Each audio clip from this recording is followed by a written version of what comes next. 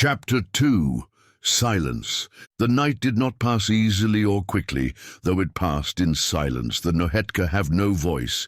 They speak no word, nor utter a sound, but he knew they were down below him. He could hear the shuffling of their feet, the sound of small branches snapping as fingers tore at the bark of his tree, and he felt the pull of the beckoning. Whispering in his flesh, it stirred his blood and awoke powerful longings that made him desperate with lust, agonizing in its need to be sated, and a promise of release called to him from below. He knew with the pure instinct of an animal that if he just let himself fall to the nohetka below, all his desires would be filled in an orgy of mindless pleasure. He wanted it more than anything he'd wanted in his life, solace. How could he endure this? First night was a trial, but the boys had wards and tokens to hold back the beckoning. Here he faced it naked in all its power, and it was too much. His mind was overwhelmed. It was all he could do to hold on to the single thought that if he gave in, he would die, and he didn't care. He shut his eyes so tight that tears leaked out, but that was worse. For the beckoning filled his mind with images and visions of pleasures he'd never imagined or fantasized about. It stroked his skin with invisible fingers, and where it touched him, his skin blazed with pleasure, and in his mind a whisper that what he desired could be realized if he just let go, if he fell to the nohetka. How long he endured his torment he didn't know. Minutes seemed like hours. The beckoning surged around him like a storm, though the night was still, and he felt like some ancient mariner lashed to a rock and battered by the ocean. He knew he could not last the night. No one could, not without wards. He wanted to shout at the nohetka, beg them to leave him, but he wanted their embrace even more. He felt something rough in his fingers and realized he was pulling at the cloth, trying to untie himself. His body was no longer his own. It burned with lust so powerful he could not control it. Sweat covered him as he struggled to untie himself. The sharp sting of it in his wounds was pure delight, and then, without warning, the beckoning withdrew. It happened so suddenly that he cried out in pain, as if some vital thing had been torn from him. His chest ached as he drew in a great lungful of air. Slick with sweat, he shivered in the cold air as the heat left his body. His fingers were cramped around the cloth of his makeshift rope, and he realized he'd been unable to untie himself because the knot had shifted and was now behind him, next to the wood of the tree. He looked down, but couldn't see anything but the ground. Something had called the nohetka away from his tree, and they'd taken the beckoning with them. He was grateful for the respite, but hoped that they hadn't found some other poor traveler caught out in the night as he was. He closed his eyes and breathed out his relief, exhausted from his ordeal. But it still surprised him when he drifted off. He jerked awake, terrified that despite having lashed himself to the tree, he would fall, breaking his neck. Lurid images of his body, animated by the beckoning, kept slipping into his mind. Sleep took him several more times in the night, but never for long. Sitting on an uncertain perch while cold and naked were strong arguments against it, but it was his fear that kept him awake. When the sun finally lifted its brow over the horizon to view the world, Jan greeted it with sleep-weary eyes. He was tired, and his body ached as he untied himself and made his way down the tree and dropped to the ground. He unwound his makeshift rope, untied the pant leg from the shirt sleeve, and dressed himself. His clothes were rags, seams ripped open, and great tears in the fabric meant they barely covered him, but they offered some warmth against the morning chill. His mother would not be pleased. The shirt was ruined, and he stuffed it in his pack, luxuriating in the feel of the warm sun on his bruised and scratched skin.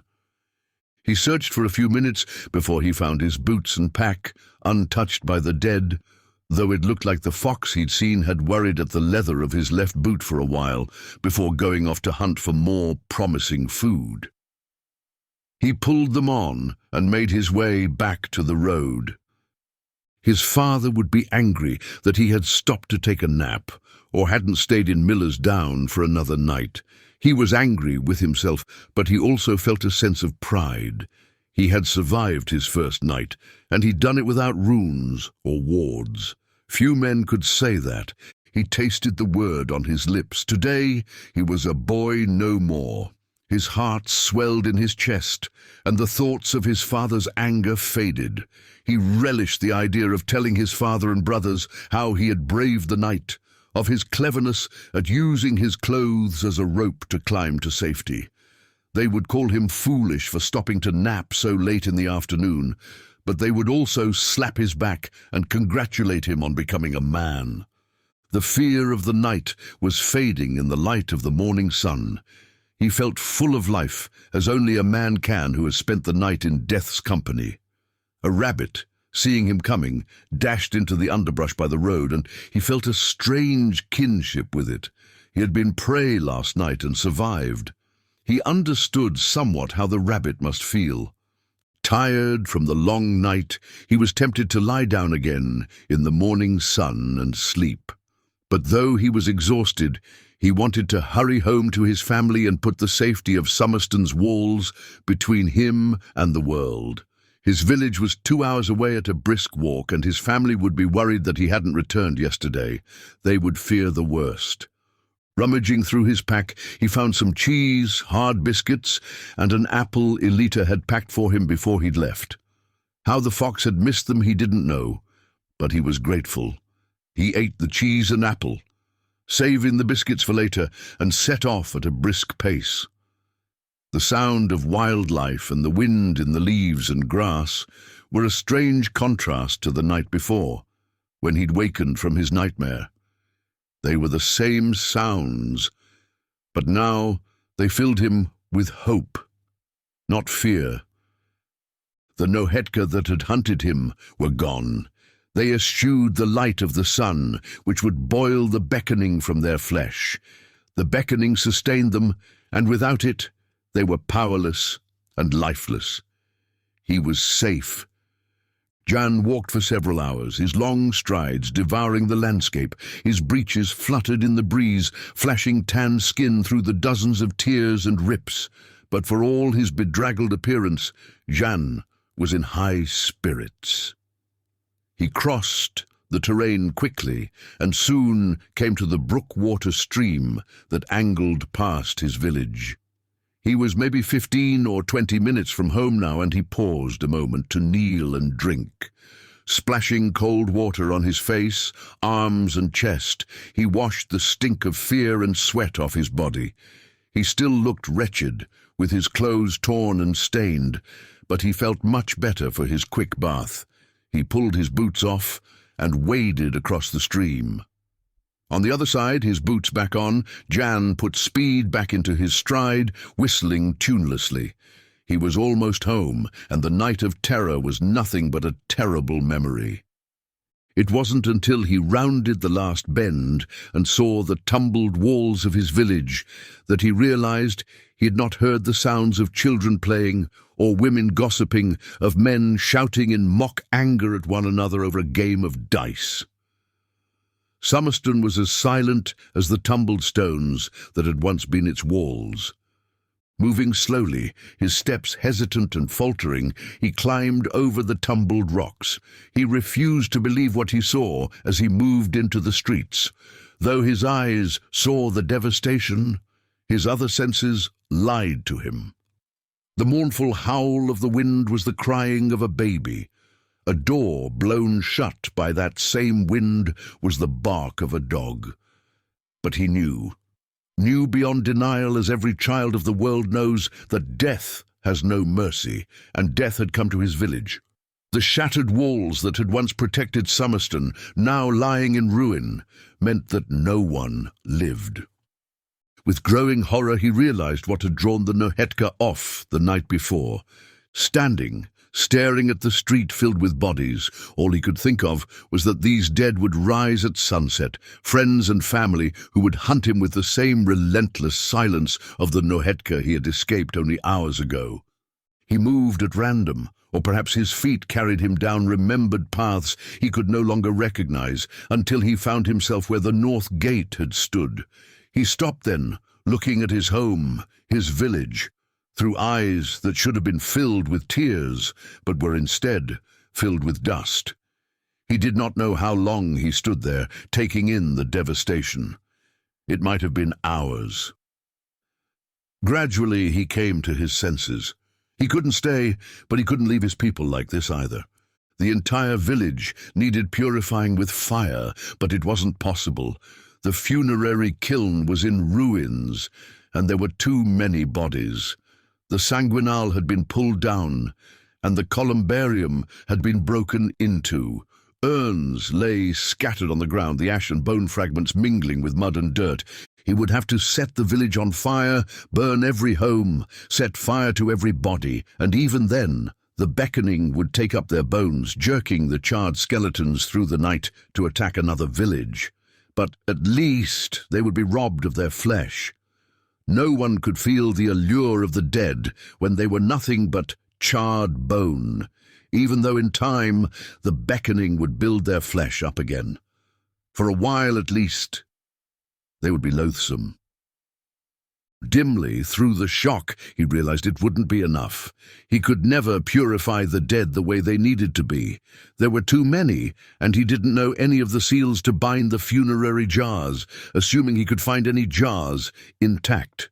Overwhelmed by the scene before him, he could think of nothing to do, and for a moment he thought of leaving, of running back to Miller's Down.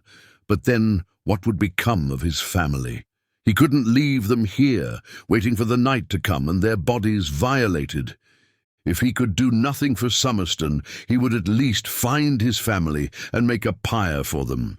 He would break their bones and scatter them if he couldn't find any jars in which to place them.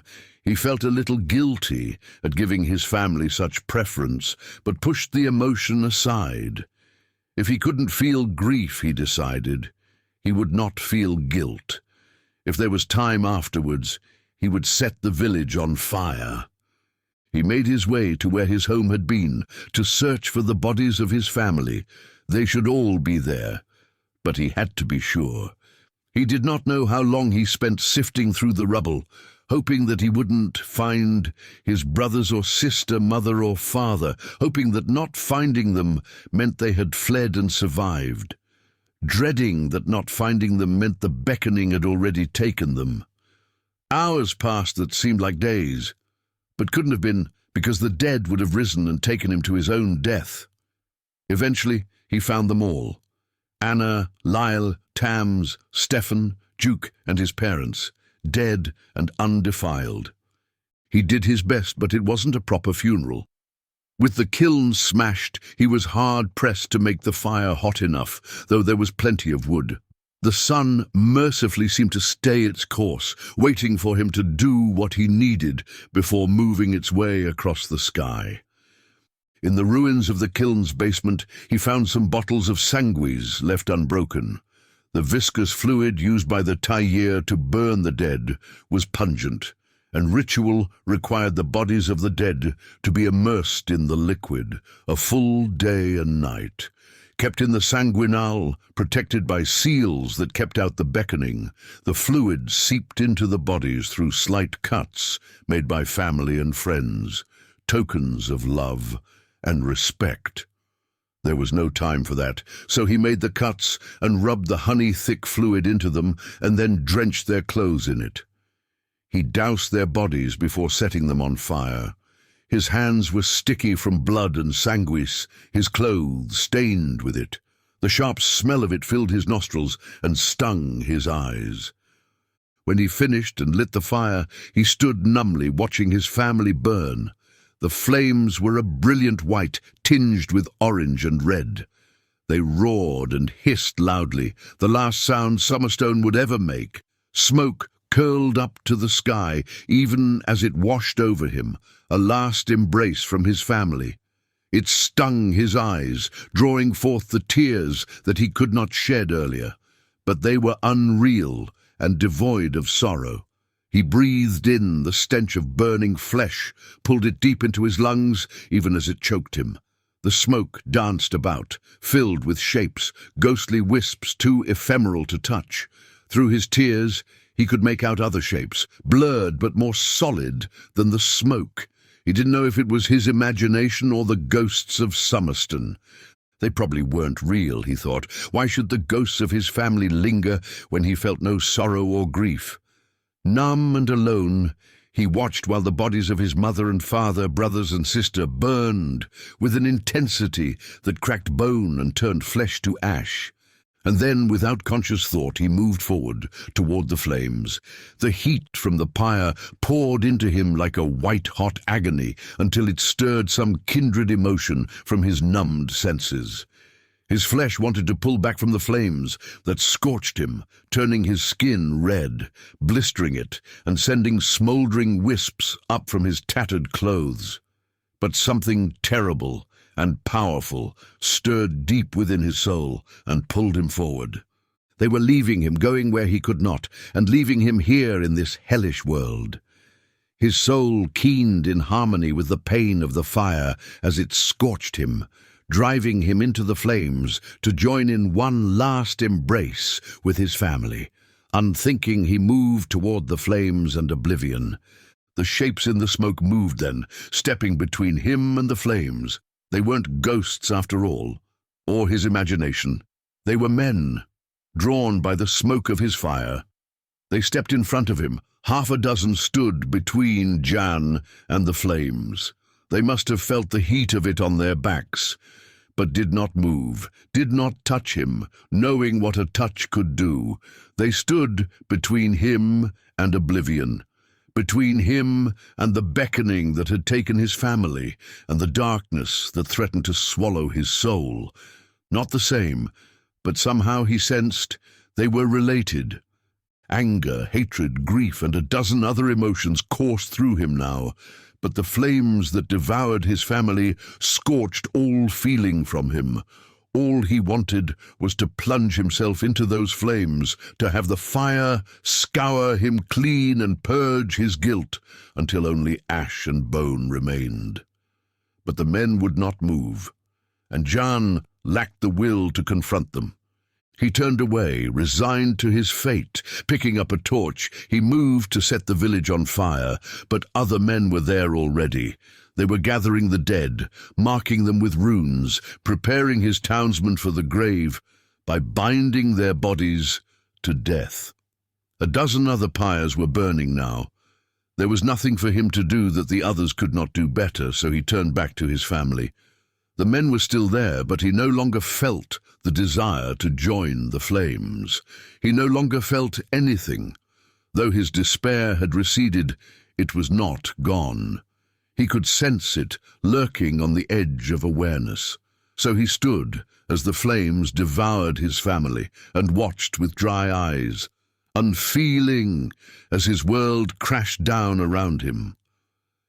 When the flames had done their work, he moved to tend the smouldering bones of his family. The men moved forward to help him, unspeaking and silent. They respected his loss. He suspected they were Tyr, members of nomadic bands of men who hunted the nohetka. He had seen Tyr before, when they'd come to SOMMERSTONE, trading their Rune lore for food and supplies. The Tyr knew what it was to lose loved ones to the Beckoning. Their tribes were composed of men and women who had lost someone they loved, and having lost, were themselves lost to the world. They left their villages to hunt the dead, and the friends and family they left behind mourned them as though they too had died. But the villages they visited respected the Tyr. They brought safety from the night in the runes they set on village walls, and in the magical blades they used to fight and destroy the dead. No ordinary weapon could kill a nohetka or a feral, and even the tok blades of the Tyr only sundered the flesh from the Beckoning temporarily. If a body wasn't destroyed, it would rise again. Jan watched the men as they helped him prepare his family. Their hands were sure as they worked. He did not speak to them, and they respected his silence. They helped him pour water on the smouldering bones and gave him a small hammer carved with runes to break them into small fragments. Someone found enough jars intact so that he could place all the bones of his family in them, mingling them so that they could be together forever. Another dug a small pit to bury them, while a third man, tall and lean, placed a small rune-carved stone in each of the jars. When it was done, when he still couldn't speak, they activated the bindings that would seal the jars against the beckoning, seal the grave so that the beckoning couldn't find its way in. Then, and only then, did they touch him. A man, not the one who had spoken the bindings, this one was taller and looked more careworn, came to kneel in front of him. He met the man's gaze. Hard eyes, cut from stone, met his soft, moist ones. The world had shifted. Under Jan's feet was still shifting, so that he felt unsteady. He thought he was going to lose his balance at any moment and fall over, but the stone eyes held him. They were a point of solidity in a world that had become uncertain. Was it only last night that he had been caught out by himself, not yet a man? But though he had passed through first night, Jan felt more like a child than ever. The man spoke, his voice hard, but there was kindness in it as well. I am Yurik of the Tyr. I lead these. And he nodded toward the men preparing SOMMERSTONE for the torch. We are the lost, the Tyr. All of us have lost to Malacifus and the Beckoning, and so we are lost to the world of men. We hunt his creatures, things of darkness and evil. You have our protection. Do you understand? You're safe. But Jan only looked at him, unable to speak. The hole in his chest had returned, an open maw that swallowed everything, even his voice. Another of the Tyr approached Yurish and asked, "Has he a name?" Jan heard, understood, but the words swirled down into the void in his chest. The tenor of his despair had changed, no longer tinged with fear. This despair was calmer, milder. It promised numbness, a release from the pain. It was 1,000 times more insidious and seductive than what had gripped him the night before, and he accepted its invitation blindly. Yurik stood and turned to the man who addressed him, his hand never leaving Jan's shoulder. His name is buried here with his kin. He will find a new name when he finds his voice. Yurik bent down and whispered in his ear, "They are gone now, but they are safe from the Beckoning. Malacifus will not have them. Tyr, my rune master, made the seals, and he knows well what his business is. Your family will never rise to walk the land, but you must say goodbye to them now, and come with us. Do you understand?" The boy who had been Jan of SOMMERSTONE looked up at Yurik. He was hard like a pillar, strong and determined, and Jan envied him his strength. His tears were dry now, swallowed by the hole within him. He had no more tears and had no voice, but he could move his body. He nodded, and the man called Yurik squeezed his shoulder and nodded in return.